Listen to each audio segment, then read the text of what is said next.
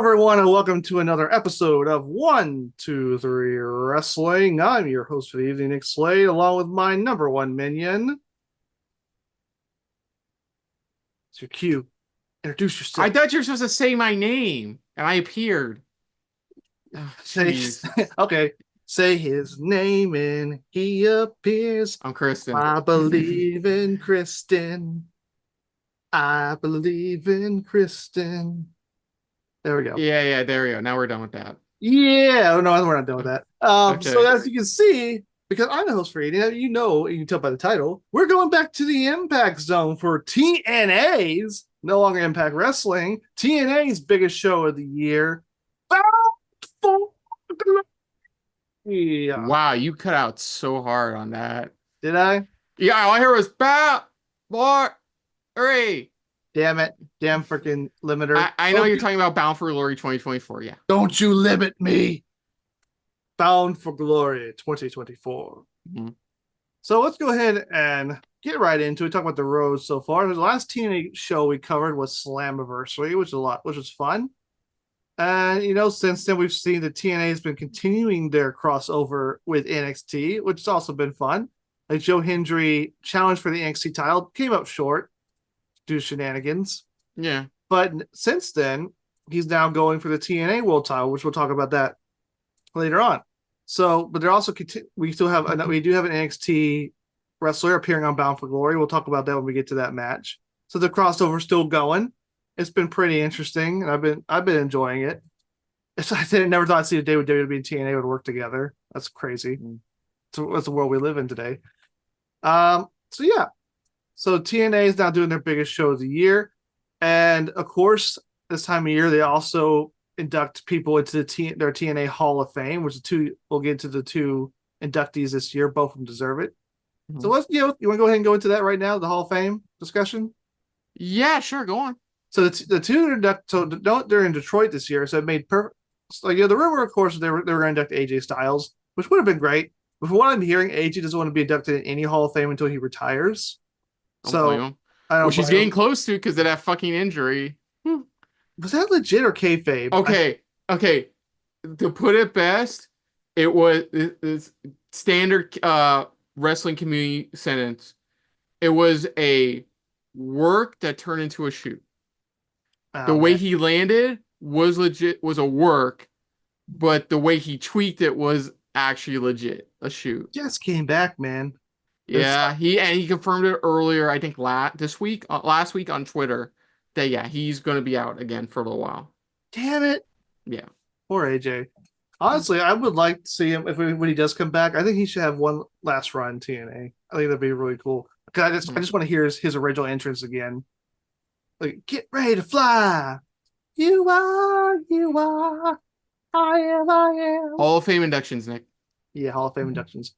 So yeah, so this year they're in Detroit. So who are they going to induct? Detroit native Rhino, the man beast Rhino, the War Machine Rhino, which makes perfect sense. He won the NWA World Title at the first Bound for Glory. He main evented the first Bound for Glory against Jeff Jarrett, which is a funny story how that happened. It was really supposed to be Jeff Jarrett versus Kevin Nash, but Kevin Nash got injured.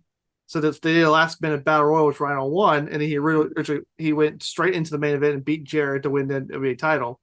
He dropped it back to Jarrett 2 days later, but he still won it.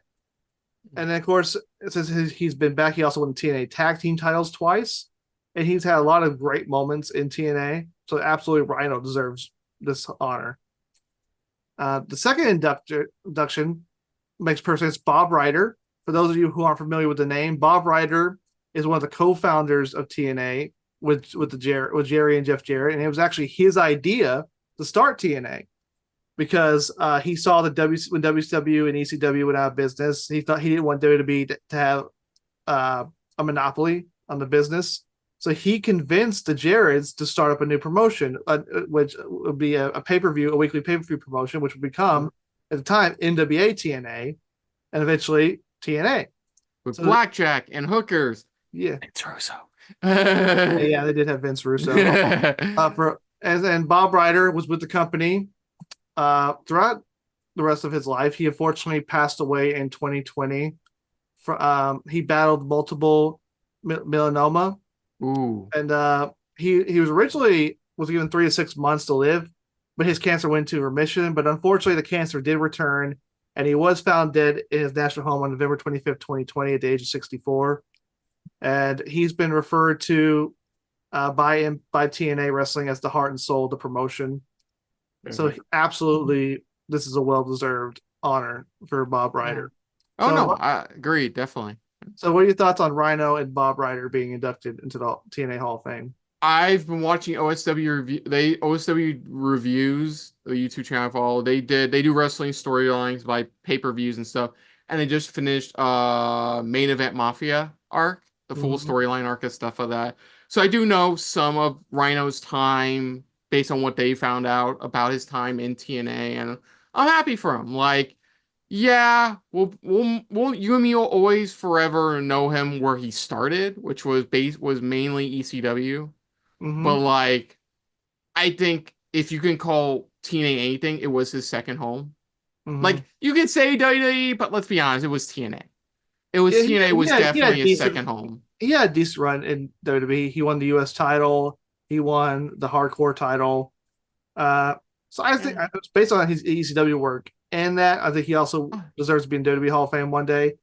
But his work in TNA absolutely deserved. He was a early top guy around 2005 era. He had a match with Raven. He's had great matches with Abyss, Jared, James Storm. So yeah, definitely. I do love what he says when somebody kicks out of his finisher. Is like is like, so what happens when they kick out a gore? It's like, that wasn't a gore, that was a spear then. Yeah, he said no one's ever kicked out the gore. And if they did kick out, it wasn't a gore, it was a spear. It was the spear. I do love that. As for Bob Ryder, I didn't know until we got set up today. I'm not even kidding. I didn't know about Bob Ryder until we got set up today. Like, I've heard a bit about the beginnings of TNA, but it's mostly around the Jarretts usually. Bob Ryder is the first time I'm hearing about the guy. Like, when they were announced, I was like, cool, Rhino. I don't know who Bob Ryder is. And when we got set up, I looked it up, and founding member, like the heart and soul of TNA. Fuck yeah. I am a bit surprised he passed away in 2020. That took them roughly 4 years to induct him. Well, like, if I'm being a little bit, my little nitpick on it is like, like, they probably could have inducted him a bit sooner. Well, you look who they inducted between then and now. Everyone did deserve it. Like Ken Shamrock. Oh no, definitely, no, easily. I just no. That's my only nitpick. Like, that's it. That's a tiniest of nitpick. Like, other than that, I'm happy he's being inducted. Like, definitely deserves it in the long run. I can't wait for that day, because we haven't talked about Maple Leaf Pro Wrestling because they just had their first big show. But like, I can't wait for the day they induct Scott D'Amore. I can't wait for that day. I don't care how old I get. I can't wait for that day. From what I'm seeing, because TNA guys appeared on the show, there aren't any really hard feelings between TNA and Scott D'Amore. It could happen. In a different direction. Though he did admit earlier, I think earlier this year, I tried to buy TNA. I tried to buy TNA. I'm like, that's what you expected. Dude, apparently I'm hearing some really hype shit about their main event match, which was Takeshita versus Bailey. Like, that's a match I gotta watch, dude. Like, holy fuck. Apparently they're coming up. Takeshita's gonna defend the AEW International title against Josh Alexander on one of their shows. Dude, no. Good. Bailey Takeshita, I gotta check that out. Yeah, the pay-per-view card looked really good. But overall, I'm happy for both Rhino and Bob Ryder, both easily deserving of a spot in the TNA Hall of Fame. They haven't yet announced who's inducting Rhino. I'm just going off Wikipedia, which you know how sources. It says Bob Ryder is going to be inducted by Eric Young, which is a good choice. Makes sense. So they haven't yet said who Rhino's going to be inducted by. Think Dreamer? Yeah, it'll probably be Dreamer. He inducted Raven, it could be Raven. You said they had a banger of a match a while back. They could get Raven back, but Tommy Dreamer is current with the company, so it'd be easier to get him to do it. Yeah. So Dreamer could possibly do one do it. It'll probably be somebody associated with Rhino's ECW days. We'll see who inducts him. I think his induction. I wouldn't be surprised for Bob Ryder's induction video if they get AJ Styles to say something. Honestly, it'd be interesting to see if they get him to say anything. They definitely need to get Jeff Jarrett to say something. Oh yeah, of course. You already know TK doesn't mind that when it comes to memoriams. Like, yeah, go ahead. So yeah, both those guys. I am glad they're starting to induct more than one person. 'Cause I feel like I understand why they didn't in the beginning because TNA was only around for 10 years by the time when they started the Hall of Fame. But now I feel like they've been around long enough that you can induct more than one person a year.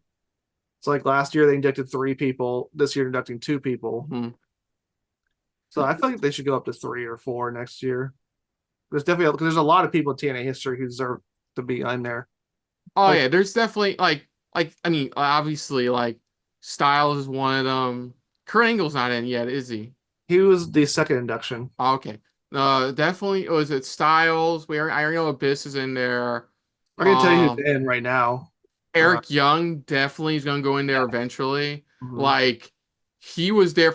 If that's true on what it says on Wikipedia, I wouldn't be surprised. That dude has been with the company for like okay, sans his short run in WWE. That dude's been with the company is like 95% of his entire pro wrestling career. Yeah, he started there in 2004 and he was there until 2016. Like, look at it, 2 years into TNA being founded. So, like, Mhm. when you say he's one inducting Bob Ryder, I'm like, perfect. And he's eventually going. I think he's going to be eventually going in as well. And like I said, for Scott D'Amore as well. Like, if anything, like he helped put Impact at then Impact help really put Impact back on the map. Yeah, Scott D'Amore would definitely go in someday. They'll probably wait until he's close to retirement. Oh, Or I would love to see a Christian Cage yeah, go Christian in. Cage. I can list a ton of names who's ever going. Scott Steiner, Kevin Nash, uh, Christian Cage, um, the James Storm, Bobby Roode. Mick Foley. Yeah, Mick Foley. He had a good Mick run. Foley. Yeah, Okay, yeah. I remember. I saw the Main Event Mafia OSW review. I know his last part of that wasn't exactly great, yeah. He won TNA World Title and the TNA Legends title, so he had success. and of course Sting. Yeah, Sting was the first inductee. Oh, Sting was the first. Okay, cool. Is he like? We'll have to look. Not now. We're research later. Is he the first one to be inducted both in a TNA and WWE Hall of Fame? He, did he go? Who went in first, him or Angle? I Who don't went to know. WWE Hall of Fame first? Angle. No, Oh, Angle was first. I think a year or two later it was Sting. so Because Angle would he be the ended his first. speech was like never say never, you know, Yes, yeah. about So coming back. Angle would be the first. Yeah. So yeah, this has been inducted so far. So Sting, Yeah. Kurt Angle, Okay, so he first. Team 3D, There it goes. uh, Earl Hebner, Jeff Hmm. Jarrett, Right. Gail Kim, Makes sense. Abyss, Mm. Ken Shamrock. Ooh, sorry to pause. Awesome Kong will be another good induction. I was about to say Awesome Kong, who was inducted 2021. Oh, okay, cool. Awesome Kong, Raven, Don West, Mike Tenay, Tracy Brooks, and now Brian on Bob Ryder. Okay, another good one would be Christopher Daniels and Samoa Joe. Yeah, I think the next a female induction should definitely be Mickey James. Mickey James, Awesome Kong, Chris Daniels, Samoa Joe, Scott D'Amore, like Christian Cage, Eric Young. Like, there's quite a few left. And at this Yeah, pace, like they'll. Awesome Kong and Gail Kim are the only. Awesome Kong, Gail Kim, and Tracy Brooks are the only knockouts who've been inducted so far. Okay, so let's get into the show. Yeah, so let's get into the show. So yeah, I enjoy Hall of Fames because it's good to see people get their honors. But yeah, so let's get on to the show. So this is gonna be on the pre-show, and I think since the pre-show's on TNA Plus only, we might miss it. And I hate that because it's the Call Your Shot Gauntlet, and I love the Call Your Shot Gauntlet. I don't know why it's on the Yeah. show this year. And to explain people who've never seen the Call Your Shot Gauntlet, it is a 20-person intergender gauntlet. So men and women both compete, and the winner gets a shot at any title of their choosing, Mm. and they can cash in anytime they want, kind of like Money in the Bank. And we've seen over the years, Moose not giving a fuck about your family. yeah, that's my favorite one. That's So Eddie Edwards won the first one. He didn't really officially cash this in. He Yeah. got added to like a world title match when it got vacated. So it technically counted as his cash in. Then Rhino won the second one. He cashed in for the tag titles and won. Moose was the best one. He won and cashed in on the same night on Josh Alexander. Bully Ray won the fourth one. He was the first one to fail his cash in because he tried to cash in for the world title and lost. And Yeah. last year, the first woman won the match, Jordan Grace, and she successfully cashed in on Knockouts title. So we'll have to see who wins this year and when they induct it. They haven't said who's in it. At least I don't see anything listed. So there's no point in trying to predict who wins because we have no idea who's in it. I can double check. You can give, well, I double check. You can give your thoughts on who you would like to win. I given like we don't know, but Hmm. like give your thoughts while I try to look up some information about who you want to win. Uh, I'm trying to think who I'd like to get the title match, but a lot of them Also, already yeah, have. look at who's out, who's on the card to make sure you don't overlap any of them as well. Yeah, because some of the people who I want to go for the world title are already competing tonight, or they're involved in the match somehow. So it's hard for me to see. I'm trying to remember who's currently on the roster, but of course they also could bring somebody from outside. Okay. It's also one thing I love about the Gauntlets too is kind of like the Royal Rumble. You never know who's going That's to show up. 2022. Because remember that year Glacier showed up? Yeah. That was fun. So who's on the roster right now? Let's see. I don't think Eric Young's competing. So he'd be Hammerstone. Yeah, Hammerstone would be a good winner. Be good for him to go for a title. Let's see. Everyone else is kind of already competing. If a woman won, well, the one who could win are probably already competing. So yeah, I think Hammerstone would be a good pick because he had a good run. He had that really good series with Alexander, which he ultimately lost, and he made that great appearance against on NXT against Oba. What's his name? Femi. Oba Femi, Yeah. and which he unfortunately lost. Who Which just lost his North American title to yeah, Tony to D'Angelo. Tony D'Angelo. So that makes me think Oba Femi is probably going to the main roster soon. So and Tony D'Angelo is somebody they've been pushing for a while. And it's a Yeah. mafia gimmick, so it's kind of unique. So they can go from that. Yeah, I can't. Yeah, unfortunately, I can't find anything. A lot of it's just like talking about last year's who was in last year's Gauntlet. Yeah, so they Um, haven't really said. They might announce it on Thursday because right now we're recording this on the Sunday before, so we don't know if they've announced who they're going to announce. So I'm ju- going to say I'm going to go with since I don't know who's in it. I'm going to go with Hammerstone. I think he'd be a good winner. yeah, yeah, we'll probably get some surprise entrants. Maybe one of them from NXT as well. Yeah, Would there be could be some interesting to NXT see. entrants. That's too true. Who wins it? Well, we had. I wouldn't be surprised if they continue with another woman winning it.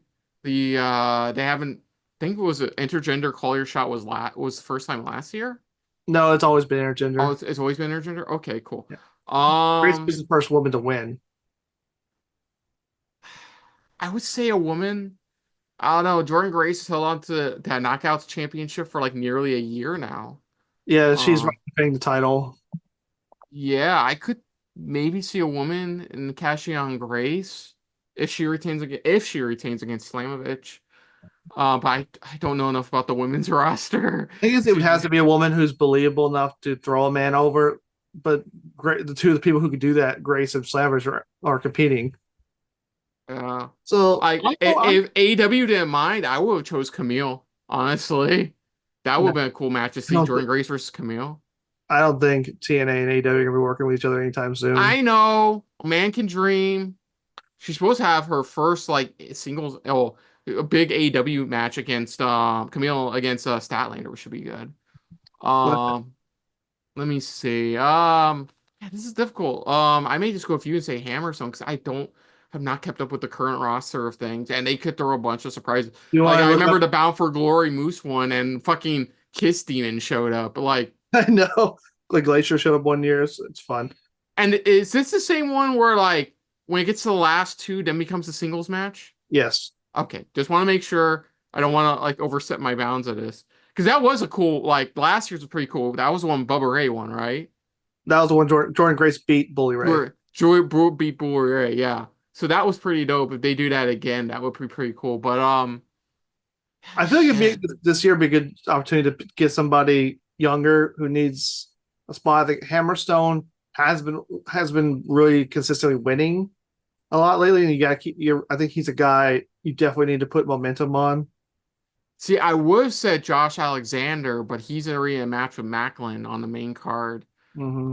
Because I could see him like if God willing, knock on wood, if like Hendry wins, that you've already established that feud all the way back at Slammiversary Hmm. when you cost them. But like, yeah, fuck, I honestly don't know because they have a lot of people I would have expected.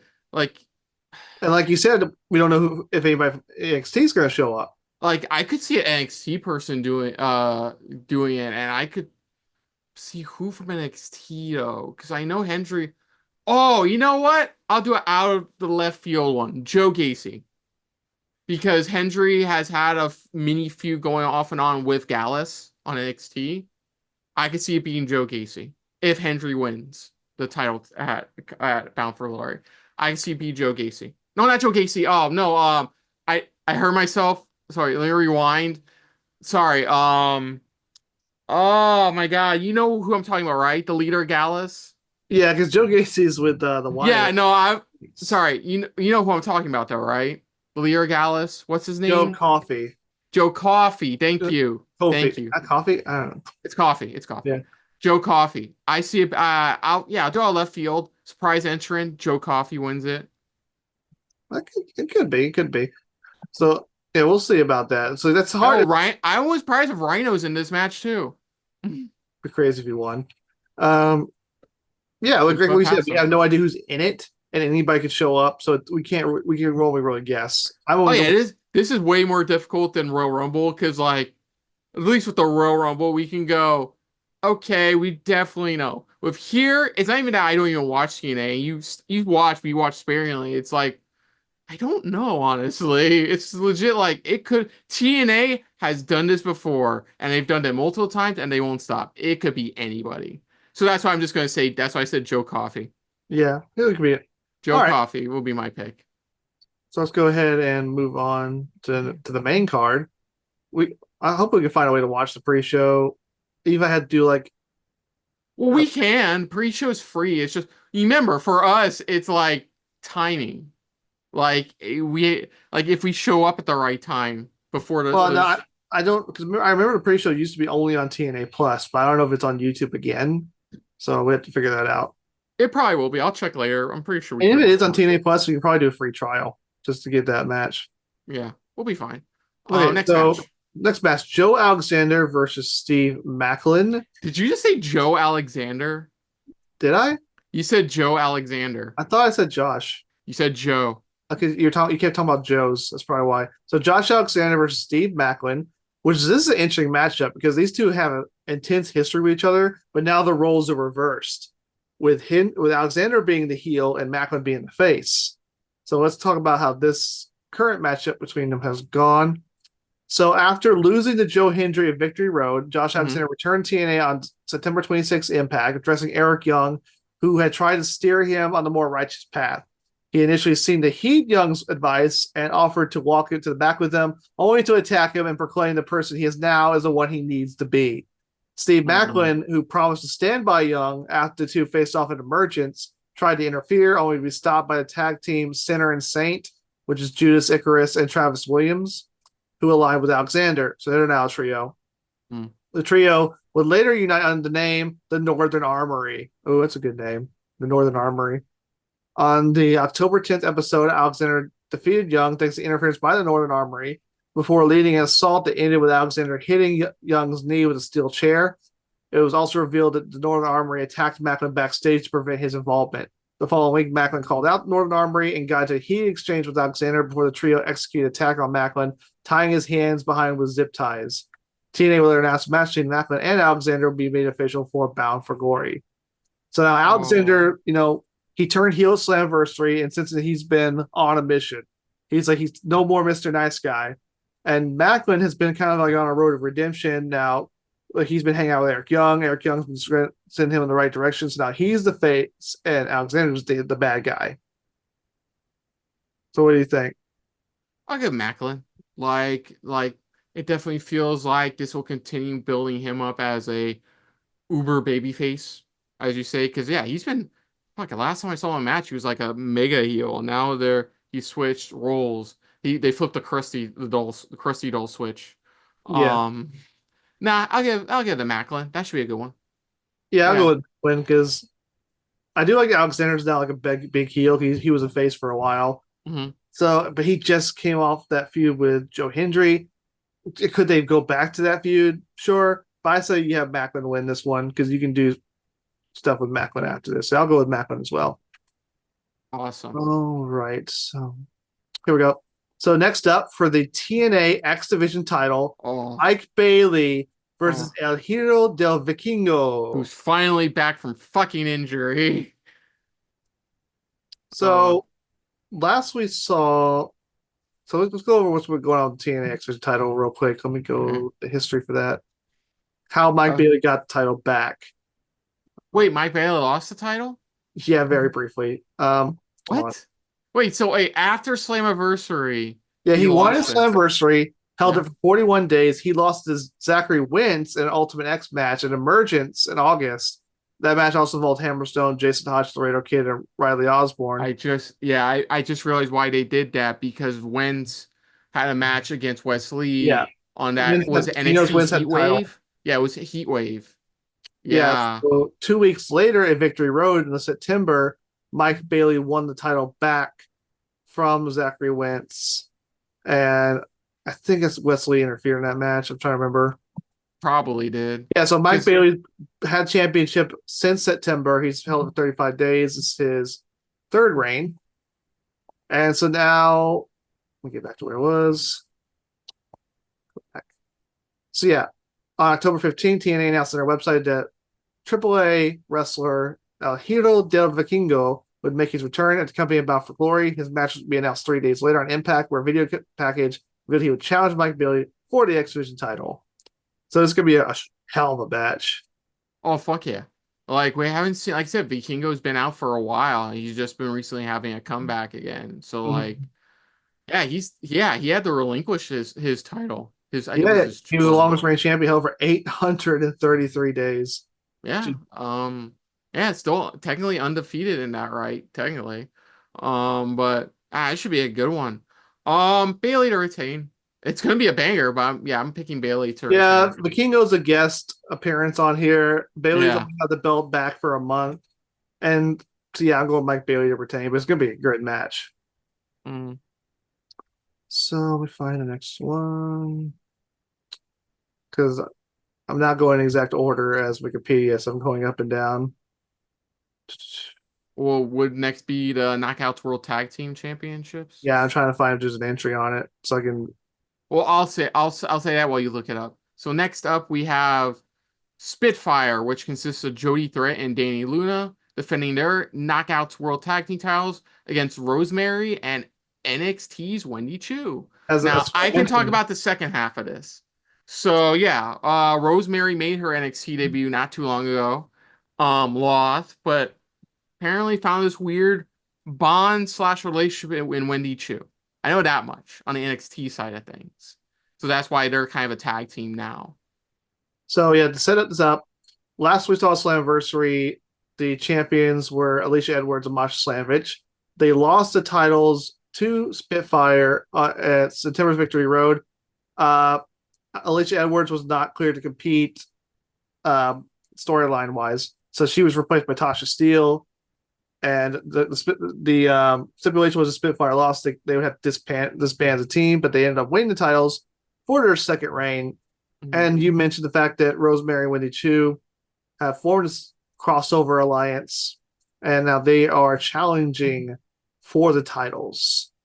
And the thing is, here's the thing: Spitfire's only held the belts again since backs for about a month, but that doesn't necessarily mean anything. The fact they are doing this cool crossover team with Rosemary and Wendy Chu makes me think they might want to go ahead and put titles on them since they can cross over with the belts. And I think it would be cool to see that. So, as much as I like Spitfire, I'm going to go with Rosemary and Wendy Chu winning.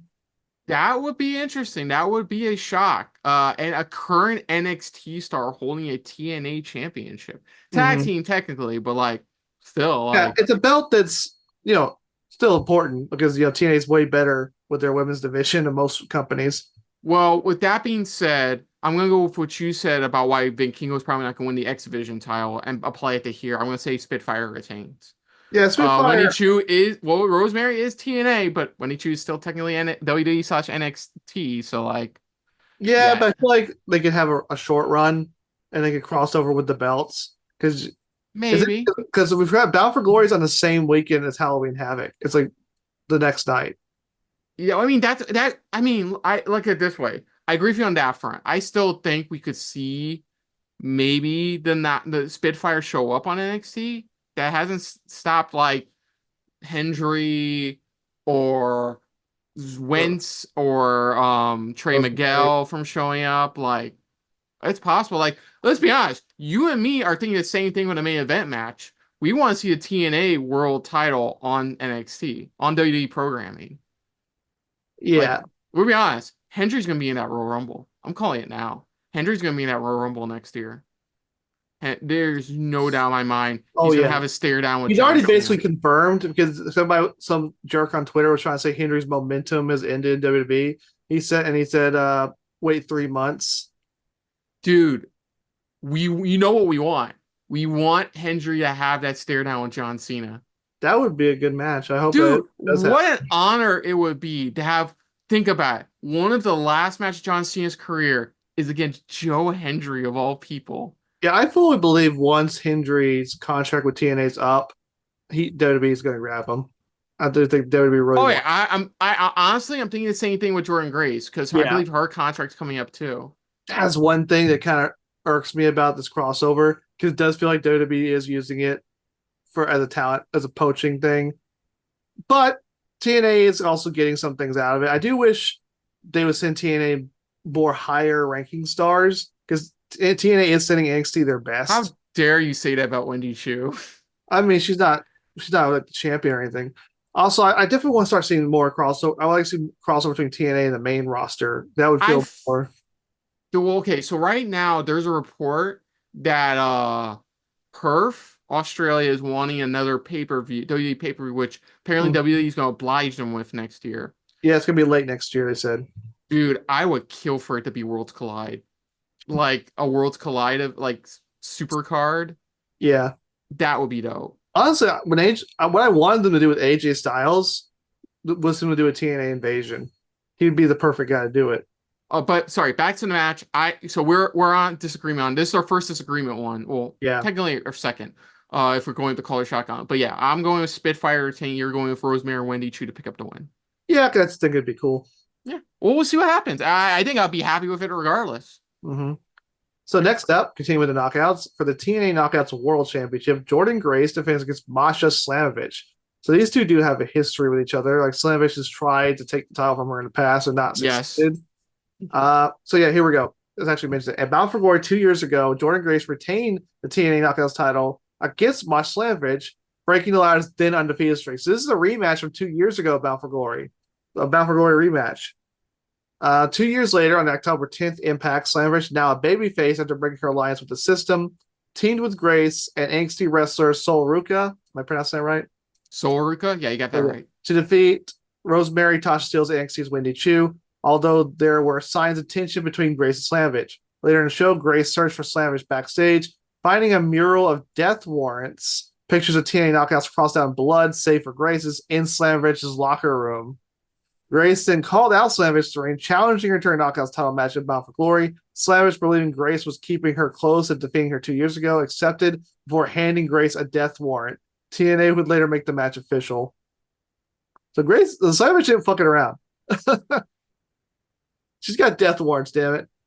Um, I do like Slam. the fact Oh, this is a long term rematch too, because I remember 2 years ago we thought Slamovich should have won. oh yeah, I remember that those prediction specials. Yeah, so Slamovich, they've been we kind of thought they would push her in a singles run for a while ago. They've been putting in more tag teams since then. So now I do like the fact they're coming back to us 2 years later, and I do think it's Slamavich's time. Grace Hill tops is January, and I feel like this is the time to put the belt on Slavich. Oh no, I agree. It's not even just because what I said about her Royce's contract about apparently coming up soon is yeah, Slamovich. Like I think it's just time. Like give props to Grace. Grace has had a fucking standout year. What the beginning of the year, what did she do aside from win the TNA Knockouts World Championship again? Just fucking showed up in the Royal Rumble. Fun Your favorite? versus Royal Rumble had a banger of a match against Roxanne Perez. Like, Mm-hmm. and she's been on a roll. I can see, we were just talking about, like, I can see, like, them wanting Joe Hendry, but I can see them wanting Jordan Well, Grace. from what I heard, her contract with TNA was supposed to end like the middle of next year, but they're allowing her to move it up. So I think it's actually going to expire early next year. So You she, hear that, Tony Khan? You can do that. It'd be all right. Don't be a little jealous, bitch. yeah, Apparently, there's a rumor that that's why Martian Machine Guns didn't debut on NXT, instead debuted on the main roster. It was because they were filling the void left by potentially having the Lucha Bros show up. That's yeah, the rumor. That was incredibly petty of Khan to do Yeah. because it makes him a hypocrite. People Hey, are like, but good guy. No, he back does it. I was like, yeah, they're back wrong. to Grace though. Good guy. TNA going. Yeah. I mean, she's done a lot for them. I think that's their mindset too. Is like she's done a lot for them. Like, She's done everything she can do in TNA at this point. yeah, like her dropping a title, somebody who really deserves it, makes the most sense here. Mm. And it's Bound for Glory. It's one of their biggest it's one of their four big pay-per-views. So It's the like, biggest show. Is their WrestleMania? yeah, it's their WrestleMania. So like, fuck it. Give it to Slamovich. I think Slamovich is an amazing competitor, and it's been a while, but I still think, even all this time later from our original predictions about it, now is the time. I'm gonna repeat myself from then. Now is the time to put the title on Slamovich.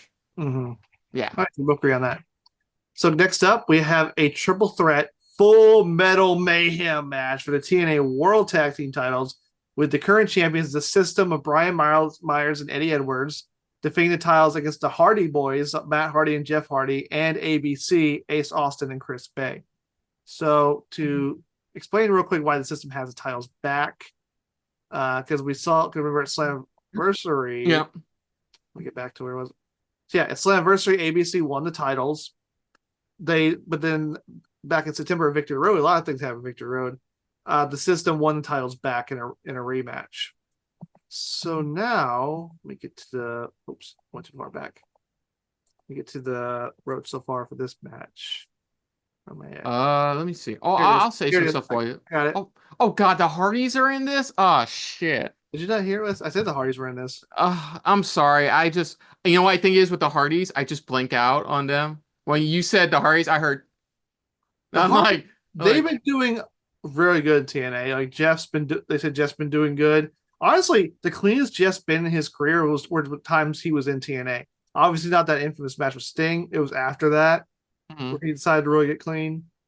But I think honestly, Jeff's always best when he's with Matt, especially in TNA, which is more not as rigorous as AEW or WWE in terms of schedule. all right, So apparently, right now Jeff's doing really good. okay, So we do the road so far for this.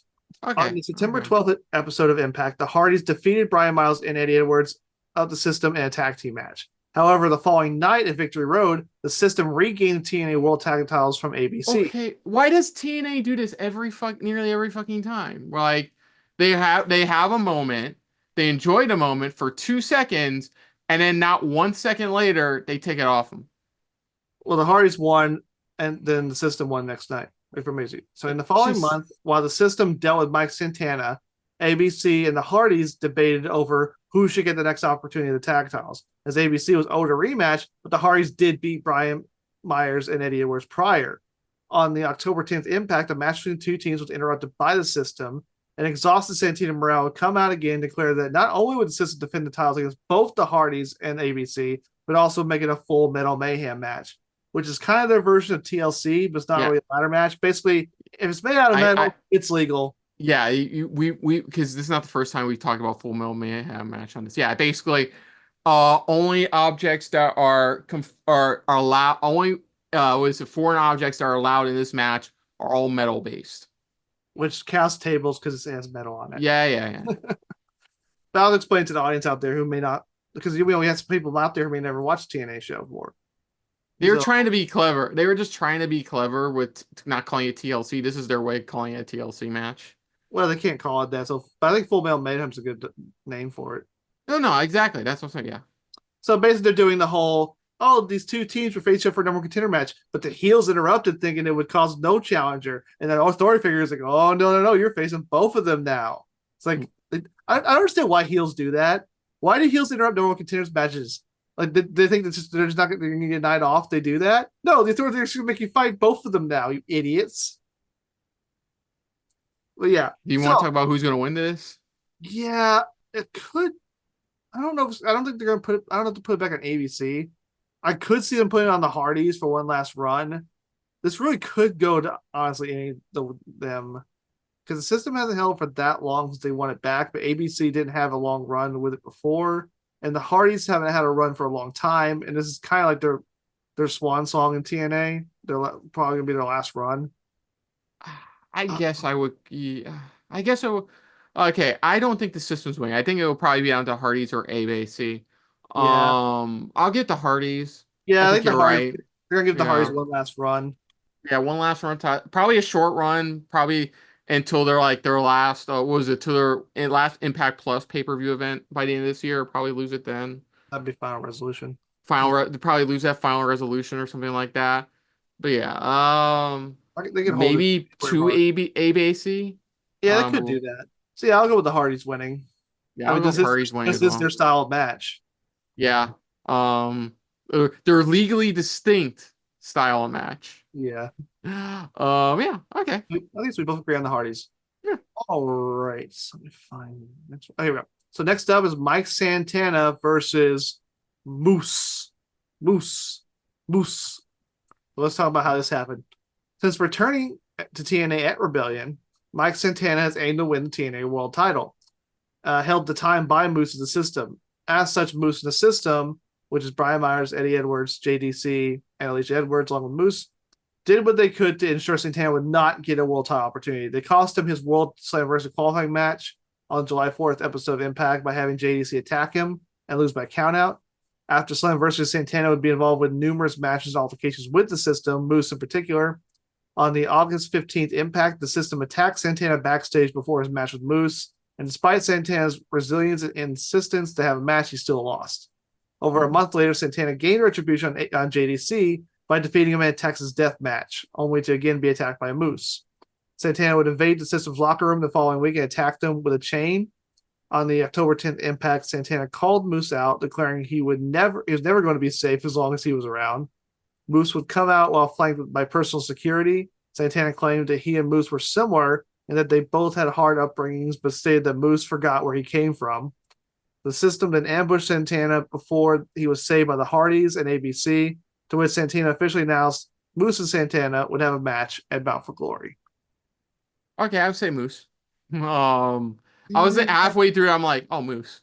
Yeah, Like, we have picked a lot of baby faces winning, so it kind wait, of is Santana a heel? I know Moose is a face now because the system turned on him, right? After he lost the world title. no. Moose is still with the system. Oh, wait, I thought you said they turned on him last time we were talking about this. I don't remember mentioning that.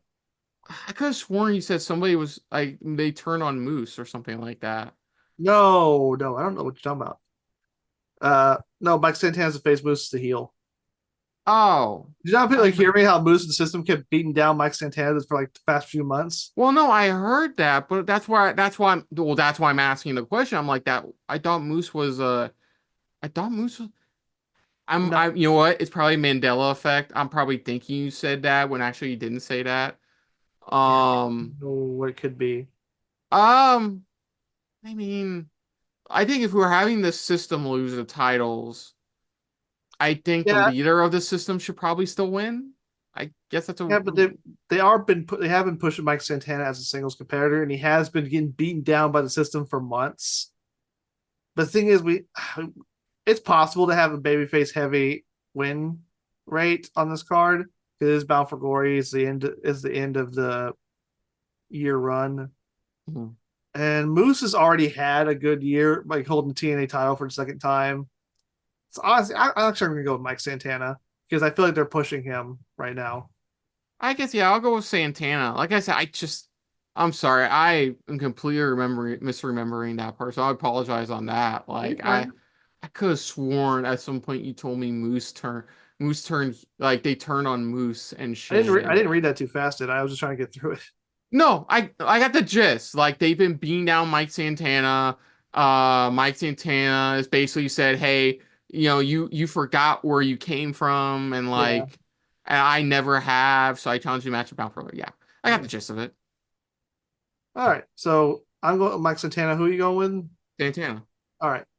So let me pick the next one. Let me find my road to. There we go.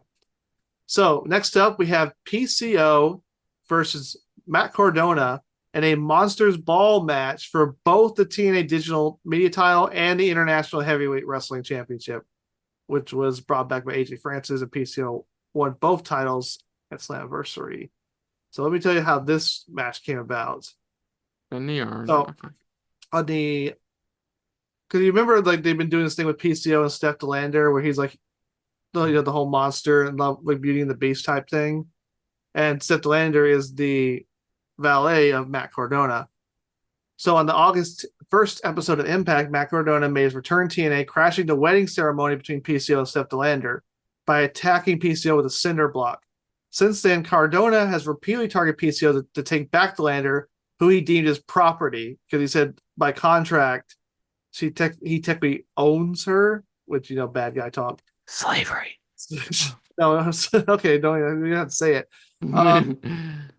So yeah, at the same time, because there was she was supposed to actually wrestle in a match, but she got injured, so now she can't wrestle, but she's still involved in storyline. At the same time, Cardona has been avoiding the idea of a match against PCO, claiming he was medically unable to compete. Convenient. On the September 5th Impact, Lander finally confronted Cardona about his actions against PCO and herself, which Cardona revealed the contract that Lander had signed when the two began their partnership on an independent circuit 2 years ago. In it, the contract officially made DeLander subservient to Cardona, thereby making her to use it to that's weird. We were in thereby making her his to use in Cardona's mind, which we already covered. But at Victory Road, it seemed as though PCO and Cardona would have some sort of match together, with PCO and Rhino facing Cardona and DeLander in a tag team match. However, before the match started, DeLander revealed that she would be stepping away due to neck surgery. Yeah, I mentioned that. That's legit. Yeah, she had to get neck surgery. So that was supposed to happen, but she couldn't do it. So she and PCO would leave the arena together, only for Cardona to jump Rhino right after. 2 weeks later on Impact, Santino Marella, having enough of Cardona dodging a match against PCO, declared Cardona he would not only face PCO for both his digital media and international wrestling title at Bound for Glory, but it would also be contested in a Monsters Ball match. Which, for those of you out there who are not familiar with Monsters Ball, it was originally the signature match of Abyss, but since Abyss has been gone, they've given it to other people. Now it's become more a signature match of PCO, which works because he's also a monster character. So the rules of Monster Ball is you have to be put in a dark room with no food or water for 24 hours so that you're completely kind of out of your mind. Then you're released and it's no holds barred. Everything goes. Which I always loved that concept, Monsters Ball. Like, remember when Sammy Callahan was freaking enjoyed it? He's like, it's actually a patient home. So yeah, so basically PCO, the whole Beauty and the Beast thing with DeLander, Cardona came in to be the bad guy, saying, hey, I own her. And now Cardona's trying to take away PCO's both his titles. And PCO's trying to get revenge. This could go either way, honestly, depending on what they want to do. Like, I think tragically DeLander's probably going to show up and sadly attack PCO. They could do that, or they could reveal she was with Cardona all along. They could do a heel turn. I won't want that because I've only, like I said, I don't watch TNA Weekly, but I've loved this unique dynamic they have between PCO and DeLander. Yeah, like seriously, it was something different. Like, yeah, they're basically doing Frankenstein's bride. Yeah, and I like that. And part of me hopes that like PCO retains. I won't be surprised if Cardona picks these up, but like I don't know if this is just a one-off for Cardona because is he technically signed with TNA? He's a free agent. Like, yeah, see, so like he could hold on for a short while, but at the same time, I'm like, it is the Halloween season. Yeah, he might as well have the Spooky Boy retain. And if Cardona does win, he'd be the first 2-time digital media champion. It could go either way, but we also have, like I said, we've been very babyface heavy on our predictions. Which doesn't mean that it can't happen. Like, I've seen cards with all the babyface won. I've seen cards where all the heels won. So it's happened. Also, I'm not sure what their long-term plans are with the international title is, because to those who don't know, it is a very old title. It was originally the title of Lutte Internationale, which was a Montreal-based wrestling promotion, which lasted from 1976 to 1987. The TNA bought the rights to it in storyline by having AJ Francis say he bought the rights to the title, and he brought it up as to mock Canadians essentially, which led to him like face PCO, who is Canadian, and he also held the Jimmy title until PCO won both titles anniversary. So now I guess the belts are defended together. I don't know how long this belt's they're gonna keep the belt. I mean, I guess they paid for the rights to it. So yeah, it does have a lot of history to it.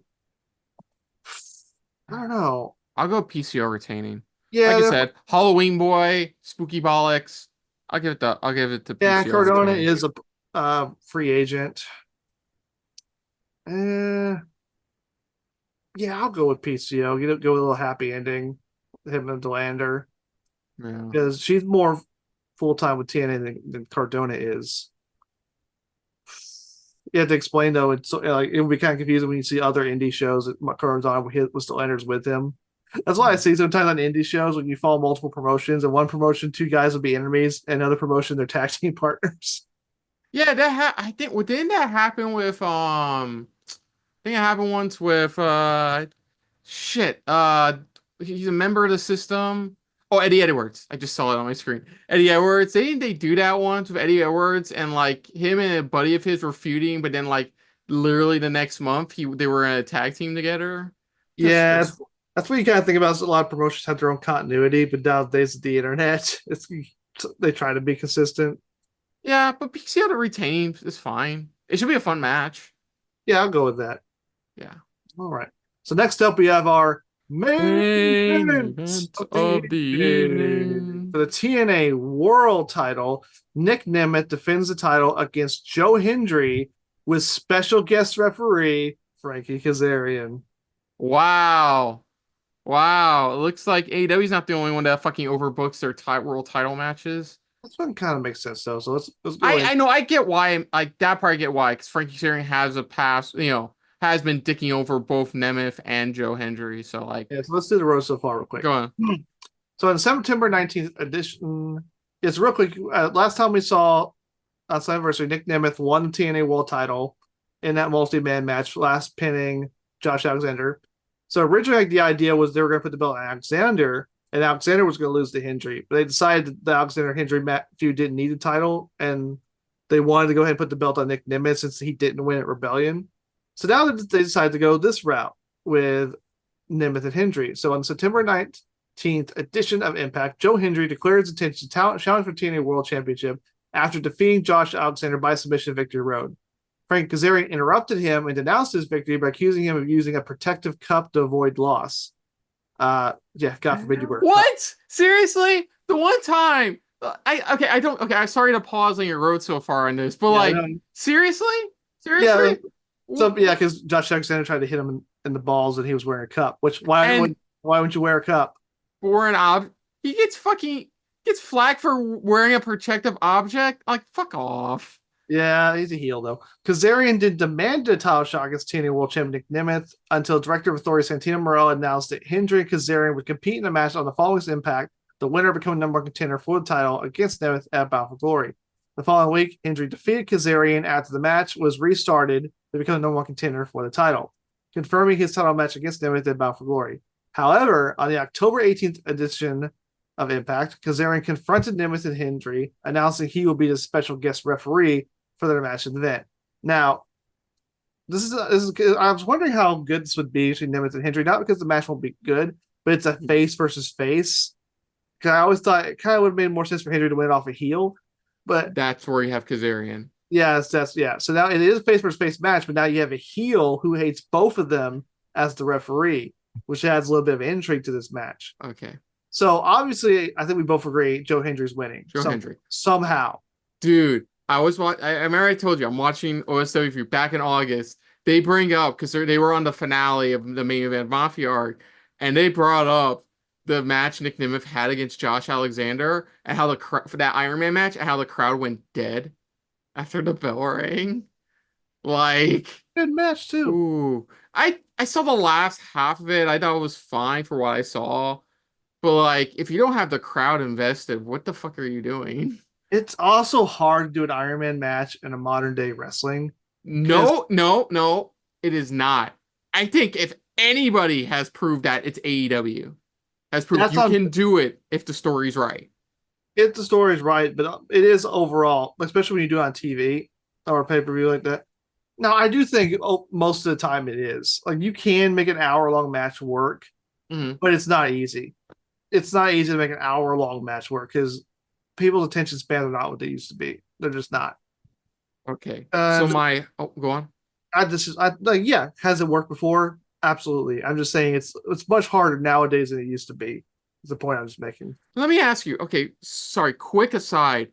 I've heard mixed things about this match. I've never seen the match personally. I've heard mixed things. I What are thought, your thoughts on the Bret Hart Shawn Michaels Iron Man match from WrestleMania? okay, so the thing about that match Okay, here we is go. it's regarded very well for his historical significance. Mhm.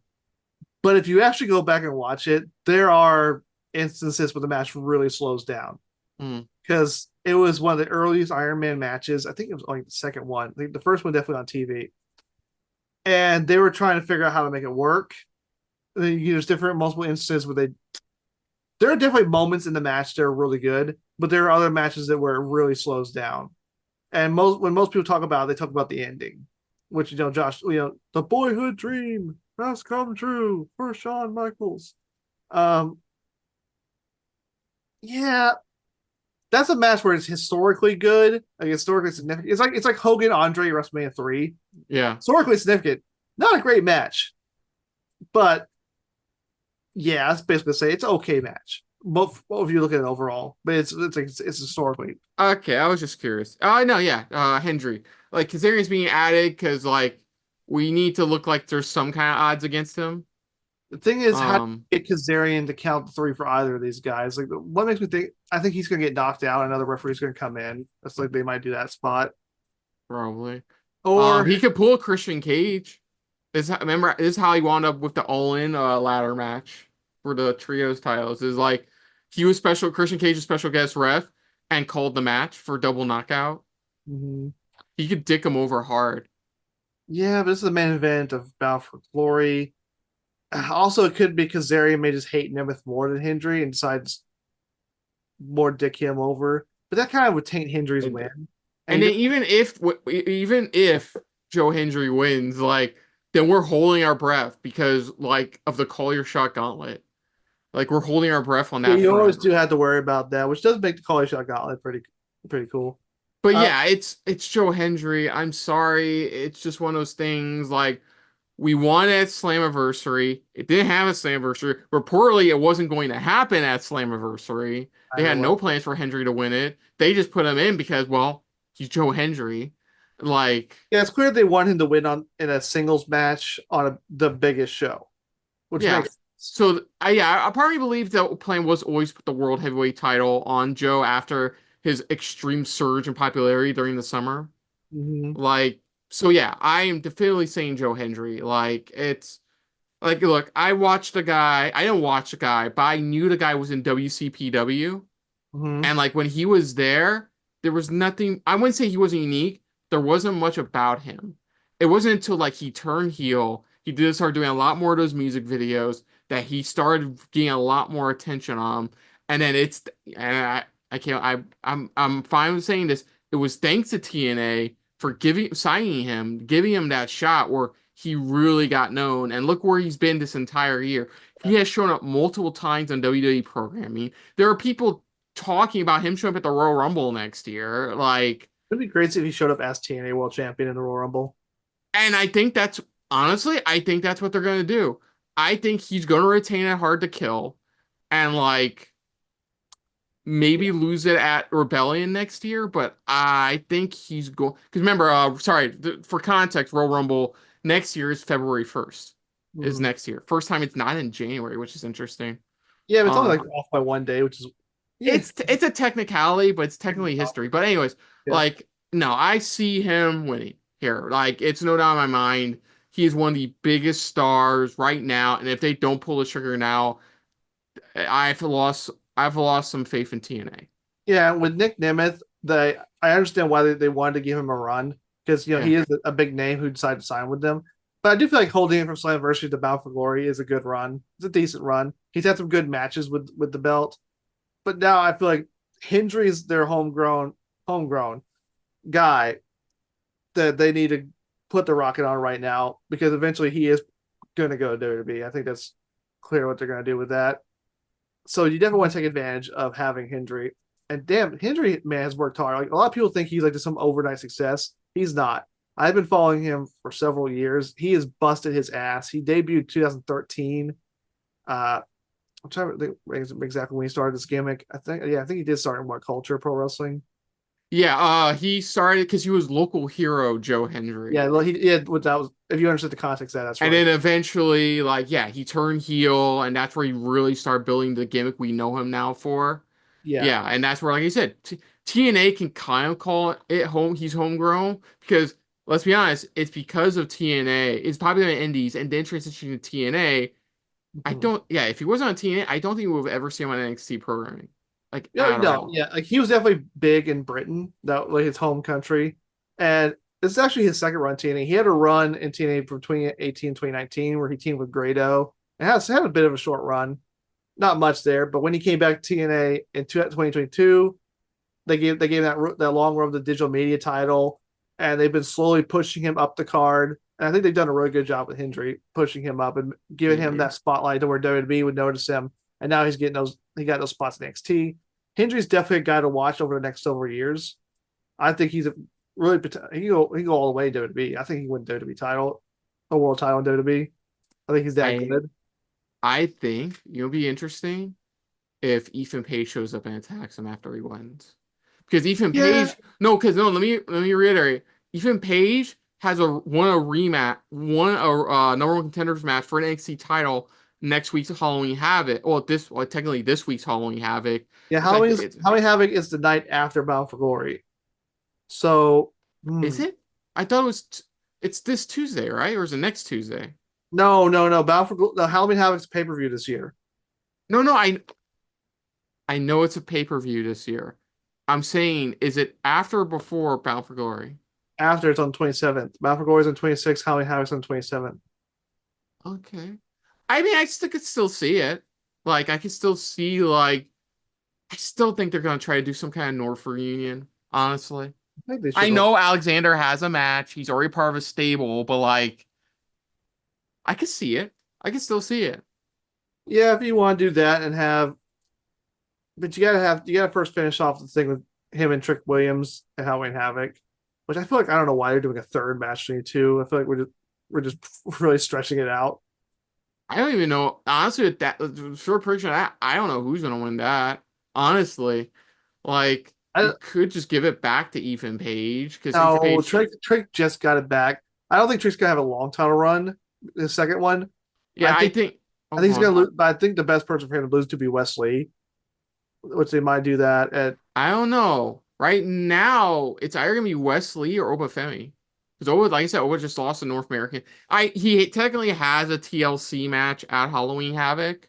Mhm. But like he could like D'Angelo could retain. That's a no DQ match. He easily have his buddies Yeah, help him retain. But like I think Obafemi's next thing is the NXT Championship. yeah, or they could put him straight to the main roster because I feel like with Wesley, they've been building him up for a while, and Hell, he's like, I could see a triple threat. Wesley, Obafemi, and Trick Williams. yeah, I feel like definitely Oba and Trick are closer to the main roster. Like, I know Wesley's been there for a while, but I feel like they do want to give him that world title, that NXT title run before he leaves. Whatever they Yeah, do with somebody him, made a good point online. Wesley is definitely there. I think WWE's they believe that WWE's definitely going to try to fill that Ricochet void with Wesley. I think Wesley's a little better on the mic than No, Ricochet. he is. No, he is. But But that's why I've heard. But anyways, back to this match. Back to this match. Yeah. yeah, Yeah. Obviously, Joe Hendry to retain. Not retain. Win. and Oh, jeez. I wish he was retaining. Um. Yeah. No, I see him winning, and hopefully he leaves Bound for Glory still as TNA World Champion. yeah, hopefully they don't like it was cool when Moose did those Alexander, but we don't need to do that again. Like Hendry definitely needs to have a run with this. So we've now covered the matches. What do you think is going to be the best match of the night? Best match of the event. Oh, come on. Don't make me do that. Honestly, a lot of these matches are going to probably be really good. Like, Yeah. honestly, a lot of them. I don't see okay, I'll be honest. There are one or two matches on occasion with TNA paper where I'm like, it could be fine. But like, there's quite a few. But look, he's never let me down before. I know he's not going to let me down here. Because he was, I think my pick or one of your picks for one of last year's best of 2023, Mike Bailey versus Vikingo. I'm sorry. That's gonna be those two are gonna tear the house. That is gonna be my pick for best match of the night. Like Joe Hendry is definitely gonna be probably the moment, hopefully knock on wood, is gonna be the moment of the night, him winning. But honestly, Bailey Vikingo is going to be fire. Yeah. So since you picked that, I'll pick something different. So we have another option. Dang, this is gonna be hard because, like you said, a lot of these matches could be really good. I'm gonna go. I'll go with the Full Metal Mayhem match. Yeah, the Hardys aren't as fast as they used to be, but you still got Brian Myers, Eddie Edwards, and ABC in there. They can all still go. So, yeah, I'll go with Full Metal Mayhem. Okay. Do you want me to wrap up then? Yeah, honestly, remember that Full Metal? I think that was a Full Metal Mayhem match where Sammy Callahan had the barbed wire Nintendo 64 controller. Oh my god, I still remember that. That was hilarious. Amazing. But yeah, let's go ahead. You go ahead, man. You take over. Okay, then that's going to do it, folks, for our predictions for TNA Bound for Glory 2024. So other than that, if you're new to the channel, you can hit the like button. If you want to talk to us more about stuff like this, comment down below. If you want to share us around, share it around. And if you like us just a little bit more than anybody else, when it comes to talking about some TNA, not that TNA, you perv, hit the subscribe button down below. Hit that bell icon as well. Do that on your own fucking time. Let us know let us know your thoughts on Bound for Glory 2024. What do you think is going to be the best match of the event? What do you think is going to be the best moment of the night? Do you think this is the night that Hendry finally brings home the gold? Let us know in the comments down below. Put down what you thought of our predictions overall. But most importantly, we thank you for watching. Now, of course, Nick, aside from this channel, where can they find you elsewhere on the internet?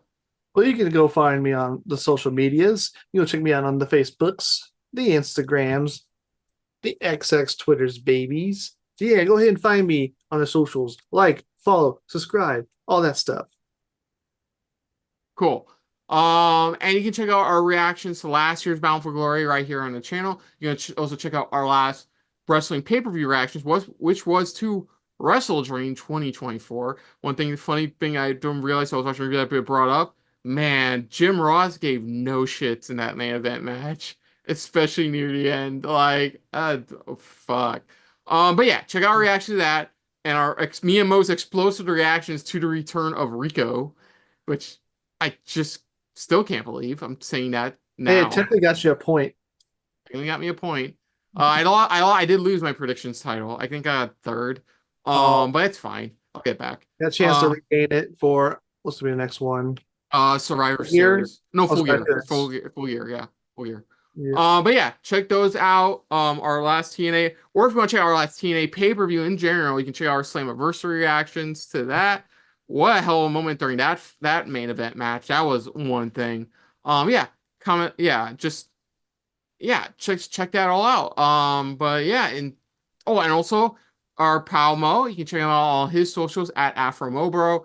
But until next time, though, I'm Kristen. I'm Nick Slade. And this has been a very Biff Gig filled episode of 1, 2, 3 Wrestling. And we will see you guys later. Hey guys, thanks for watching. If you want to check out any of our previous reactions, as well as one of our other SRB shows, check out one of the playlists down below. And if you want to check us out in the social universe, you can find us on Twitter and Stardust at Super React Bros, as well as on Facebook at Super Reaction Bros.